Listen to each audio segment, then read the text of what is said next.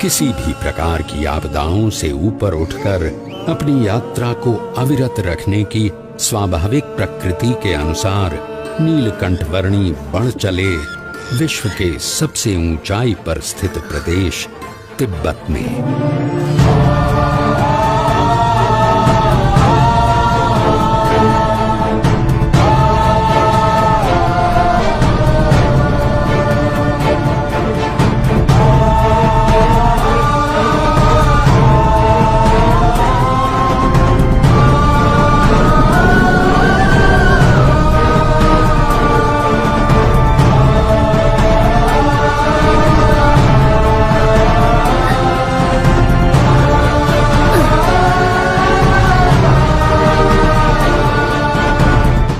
मानो कोई भी विपत्ति ऐसी बनी ही नहीं थी जो नीलकंठवर्णी के सदा आगे बढ़ रहे चरणों को रोकने में समर्थ हो। चाहे वो सफेद बर्फ से प्रतिबिंबित होकर आंखों को चौंधिया देने वाली सूरज की किरणें हों या साक्षात मृत्यु के समान उमड़ते बवंडर।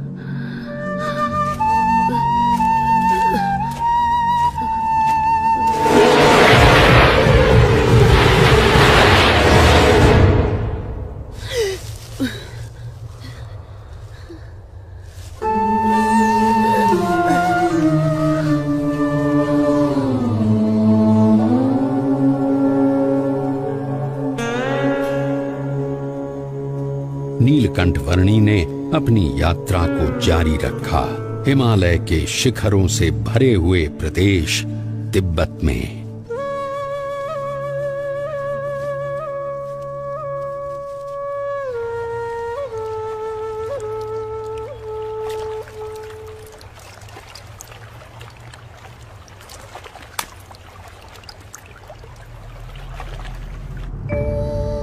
हिमालय के उत्तुंग बर्फीले पर्वतों का विश्व तिब्बत, जिसकी औसतन ऊंचाई 16,000 फीट है और जो विश्व की छत कहलाता है, वहां शीत ऋतु में 0 से नीचे 40 अंश तक के तापमान में नीलकंठवर्णी अकेले मानसरोवर की ओर बढ़ रहे थे।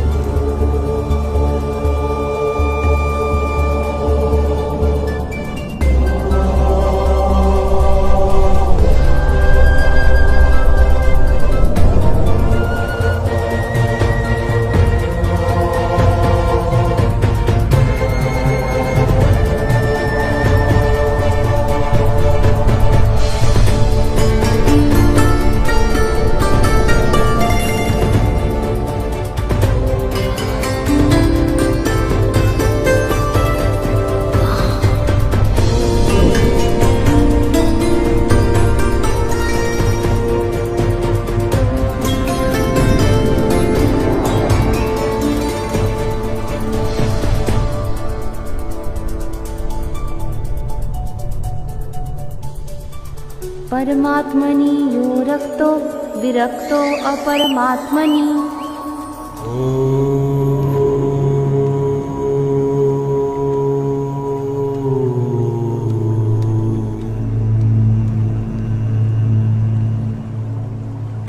ज्योतिर्मठ से मानसरोवर की यात्रा शुरू करने के लगभग 4 महीनों के समय में नीलकंठ वर्णी आ पहुंचे कैलाश पर्वत के निकट स्थित क्षेत्र में।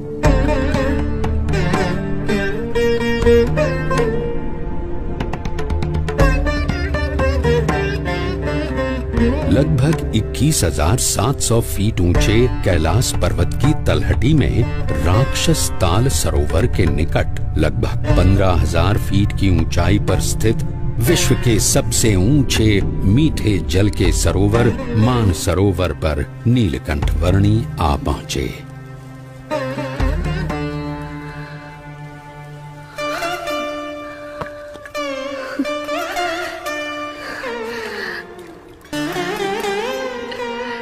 मानस क्षेत्र की प्राण घातक शीत ऋतु में नीलकंठ वर्णी ने संकल्प किया लगभग 320 वर्ग किलोमीटर में फैले हुए मानसरोवर की लगभग 88 किलोमीटर लंबी परिक्रमा करने का।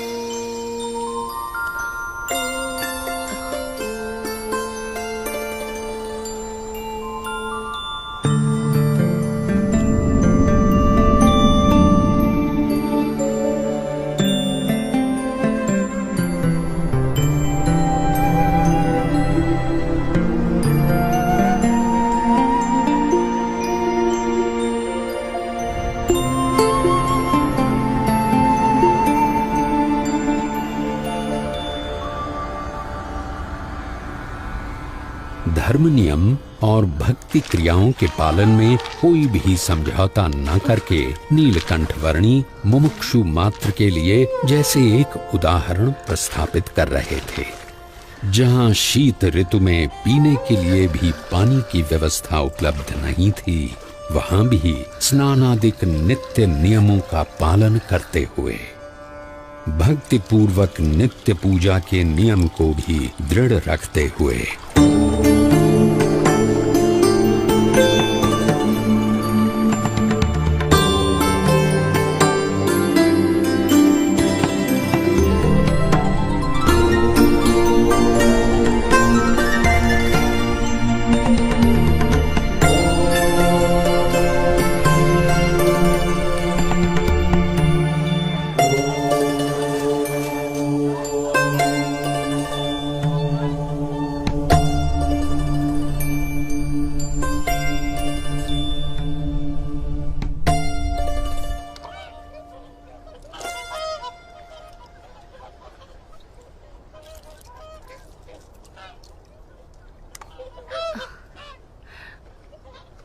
इस जन्म में आप सब हंस हैं और अगले जन्म में आप मेरे परम हंस बनेंगे।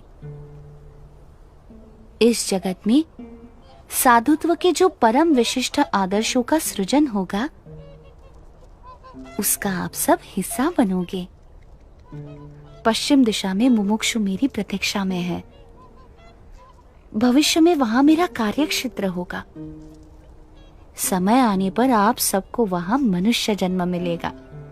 मैं वहीं आपको मिलूंगा।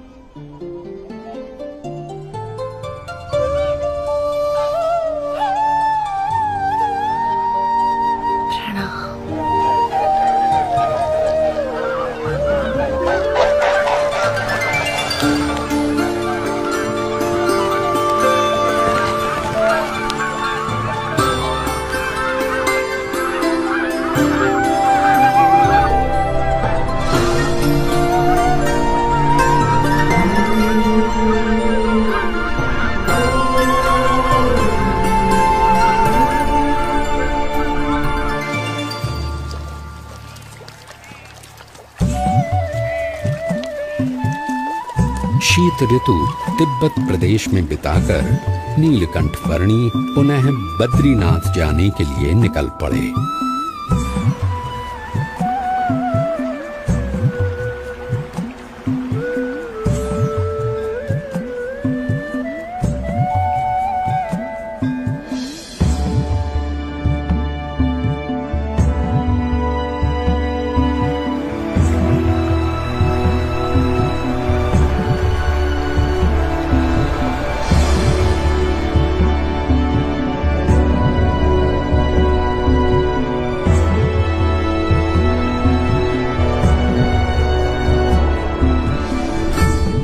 अलकनंदा नदी के किनारे स्थित बद्रीनाथ में नीलकंठ वर्णी पुनः आ पहुंचे।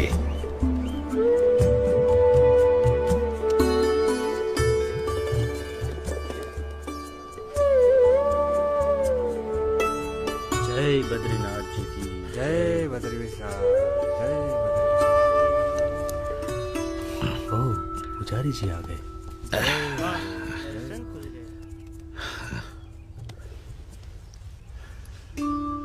नमो नारायण, नमो नारायण। जय बद्रीनाथ पुजारी जी।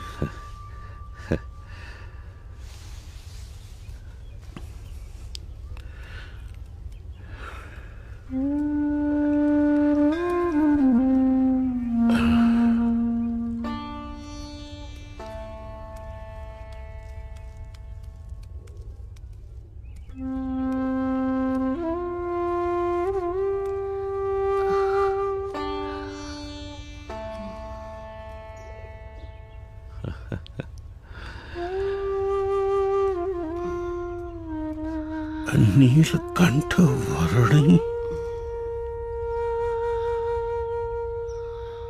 आप नीलकंठ वर्णी हो? जी पुजारी जी। अरे प्रभु, जब भी आपको याद करता था तब चिंता होती थी कि आप किस हाल में होंगे, जीवित भी होंगे या नहीं। जाते समय मैंने आपको कहा था ना कि मैं आपसे फिर मिलूंगा, सो आ गया। परंतु आपका शरीर?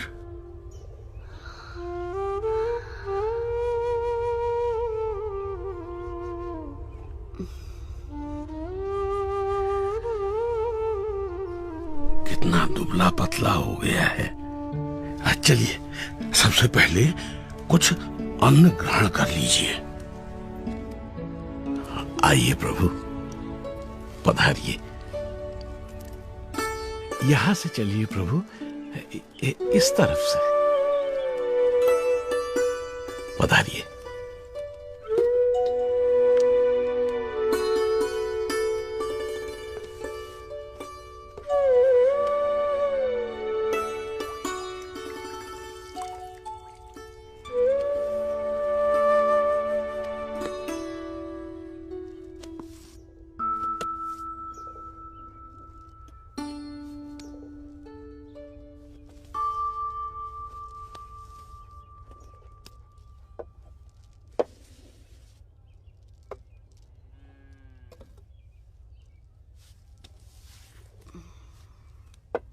मानसरोवर जाने से पहले अंतिम भोजन आपके वहां ज्योतिर्मठ में किया था, और वहां से लौटकर प्रथम भोजन भी आप ही के यहाँ कर रहा हूं।